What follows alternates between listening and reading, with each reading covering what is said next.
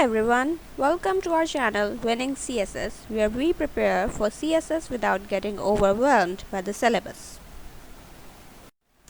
Here, we will focus on preparing from scratch till the advanced level for each subject of Central Superior Services. But first, for a structured approach, हमें ये देखना होगा कि CSS actually है क्या, इसकी eligibility क्या है और इसका pattern क्या है. So defining CSS, हमें ये पता है कि CSS जो है वो सेंट्रल सुपीरियर सर्विसेज एग्ज़ाम है, जो कि एक फेडरल कंपेटिटिव एग्ज़ाम है पाकिस्तान में, जो कि हर साल FPSC के थ्रू कंडक्ट किया जाता है, जो कि पाकिस्तान की एलीट सिविल सर्विसेज के कैडर्स के लिए ऑफिसर्स को रिक्रूट करते हैं. साल में एक दफ़ा होता है ये. इसके रिटन एग्ज़ाम्स फरवरी में कंडक्ट किए जाते हैं मोस्टली, और इसका जो स्क्रीनिंग टेस्ट है MPT वो कंडक्ट किया जाता है in the months of October और नवंबर. इसका पर्पज़ ये होता है कि इसमें जो ऑफिसर पाकिस्तान के सिविल सर्विसेज के लिए एलीट कैडर्स के लिए ऑफिसर्स को रिक्रूट किया जाए. इसमें 12 कैडर्स होते हैं, जिसमें कुछ की कैडर्स जो है वो Pakistan administrative service, police service, foreign service, inland revenue service और पाकिस्तान की कस्टम सर्विसेज शामिल हैं. उसके बाद जो कैंडिडेट्स को सबसे बड़ी एक कॉनंड्रम होता है वो ये होता है कि CSS की एलिजिबिलिटी क्या है. सो इसको हम डिटेल में देखेंगे. फ़र्स्ट ऑफ़ ऑल, इसकी नेशनैलिटी जो भी CSS के एस्पिरेंट्स हैं उनकी पाकिस्तानी नेशनल होना चाहिए उनको, या फिर एज आज़ाद जम्मू कश्मीर और गिलगित बल्तिस्तान में डोमिसाइल होना चाहिए. इसकी एज लिमिट जो है वो 21 से 30 ईयर्स तक के दरमियान होती है, और कुछ सर्टेन ग्रुप्स में एज रिलैक्सेशन भी दी जाती है, और इसकी जो कट ऑफ डेट है वो मोस्टली December 31 होती है. एजुकेशन जो है वो आपका बैचलर्स में मिनिमम सेकंड डिवीज़न होना चाहिए किसी भी रिकग्नाइज्ड यूनिवर्सिटी के थ्रू, और आपको मैक्सिमम 3 अटैम्प्ट्स अलाउड होती हैं थ्रू आउट लाइफ टाइम, यानी कि through out your age limit from 21 to 30 years. अच्छा, इसमें कुछ डिस्क्वालिफिकेशन के क्राइटेरिया भी होता है कि आपको अगर किसी गवर्नमेंट सर्विस से डिसमिस किया गया हो, आप कन्विक्टेड हो किसी क्रिमिनल ऑफेंस में, आपके 3 अटैम्प्ट्स पूरे हो चुके हों, या आप किसी कुछ केडर्स में आप जो है वो किसी फॉरेन नेशनल के साथ मैरिड हों, तो भी आपको डिस्क्वालीफाई किया जा सकता है. आपकी एज रिलैक्सेशन जो है वो क्या का क्राइटेरिया ये है कि आपके अगर गवर्नमेंट सर्वेंट है ऑलरेडी तो आपके लिए 5 साल की एज रिलैक्सेशन है. सर्टेन माइनॉरिटीज़ जो हैं उनके लिए 3 साल की है, और स्पेशल कोटा जो है वो बलूचिस्तान और फाटा के लोगों को दिया जाता है.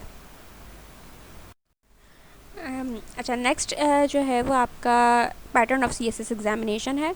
सबसे पहले जो है वो आपका स्क्रीनिंग टेस्ट होता है नवंबर में. उसमें आपका 200 मार्क्स का MCQs पेपर होता है, जो कि आपके कंपलसरी पेपर्स जो रिटन में होते हैं उन्हीं सब्जेक्ट्स से रिलेटेड होता है.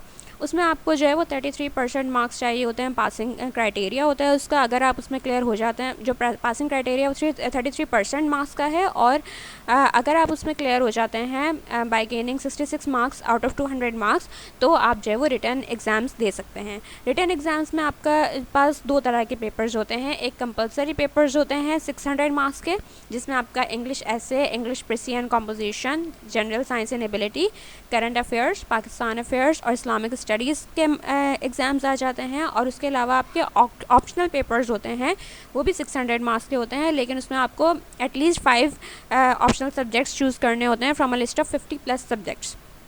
हर ऑप्शनल पेपर के भी 100 मार्क्स होते हैं, सिवाय एक के जिसके अंदर जो है वो आपका 200 मार्क्स का एक पेपर होता है. उसमें पेपर 1 होता है 100 मार्क्स का, और दूसरा पेपर भी 100 मार्क्स का ही होता है, लेकिन वो होता सब्जेक्ट एक ही है. अच्छा, इसमें आपकी कुछ कैटेगरीज़ होती हैं. ह्यूमैनिटीज़ की कैटेगरी होती है, साइंसेज़ की, सोशल साइंसेज़ की, लैंग्वेजेस की, और प्रोफेशनल कैटेगरीज मौजूद होती हैं, जिनको हम बाद में डिटेल में देखेंगे.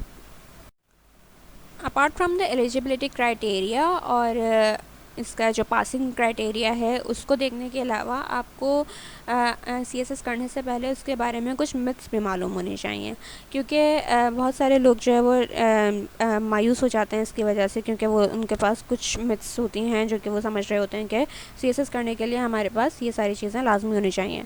अच्छा, कुछ लोगों की मिथ होती है कि भाई आपको 5 से 10 साल चाहिए होते हैं प्रिपरेशन करने के लिए ही सिर्फ, जो कि आप जो है वो आप बस उसको प्रिपेयर करते रहें और उसके बाद आप जाके जो है वो उसको क्लियर कर पाएंगे, क्योंकि of course is the most prestigious exam in Pakistan. लेकिन रियलिटी ये है कि बहुत सारे जो सक्सेसफुल कैंडिडेट्स होते हैं उनको CSS कंप्लीट करने के लिए सिर्फ 1 से 1.5 साल का अर्सा चाहिए होता है, लेकिन फोकस्ड और स्ट्रक्चर प्रिपरेशन के साथ.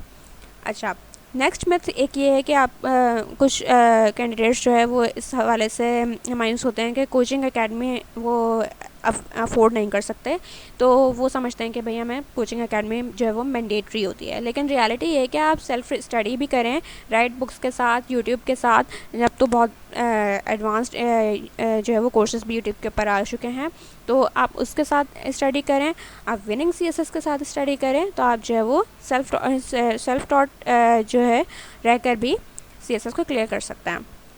अच्छा, एक और मत ये है कि सिर्फ आर्ट्स या ह्यूमैनिटीज़ के स्टूडेंट जो है वो उसको पास कर सकते हैं, लेकिन रियलिटी ये है कि साइंस और इंजीनियरिंग के ग्रेजुएट्स जो हैं वो रेगुलरली टॉप कर रहे होते हैं सीएसएस को, और आपकी जो सब्जेक्ट चॉइस है वो काफ़ी फ्लेक्सिबल है, जिसके अंदर साइंस के सब्जेक्ट्स भी मौजूद हैं। अच्छा, कुछ लोग ये भी समझते हैं कि सीएसएस जो है वो सिर्फ एलीट या वेल्दी लोगों के लिए है, इसमें सिफारिश चलती है, लेकिन जो रियलिटी है वो इससे बिल्कुल अपोजिट है। एग्ज़ाम जो है वो मेरिट बेस्ड होता है और तमाम बैकग्राउंड के स्टूडेंट्स जो है वो रेगुलरली सक्सीड कर सकते हैं अगर वो राइट वे में उसकी तैयारी करें। सीएसएस का जर्नी जो है वो आपसे डेडिकेशन, स्ट्रेटजी और पेशेंस डिमांड करता है। जो मोस्टली लोग इसको फेल करते हैं वो इस वजह से नहीं करते क्योंकि उसका सिलेबस बहुत मुश्किल है या बहुत ज़्यादा कोई एलीट लेवल का है। इसकी वजह मोस्टली ये होती है कि उनके डेडिकेशन, स्ट्रेटजी और पेशेंस जो है वो लेवल जो है वो उस तरह का नहीं होता कि आप जो है वो पास कर पाएँ। तो सीएसएस को आसान बनाने के लिए आप विनिंग सीएसएस भी आपके साथ है, और हम जो है वो इस टेन्योर में फ्रॉम मई टिल नवंबर हमारी पूरी कोशिश होगी कि हम कंपलसरी और ऑप्शनल सब्जेक्ट्स के जो सिलेबस है उसको कंप्लीट कर पाएँ, उसको हम हर एंगल से रिव्यू कर पाएँ, और उसको हम जो है वो इस तरह से देख पाएँ कि हम जो है वो नेक्स्ट मॉक्स और फाइनल सीएसएस का जो एग्ज़ाम है उसको क्लियर कर पाएँ। सो स्टे ट्यून और best of luck to all aspirants.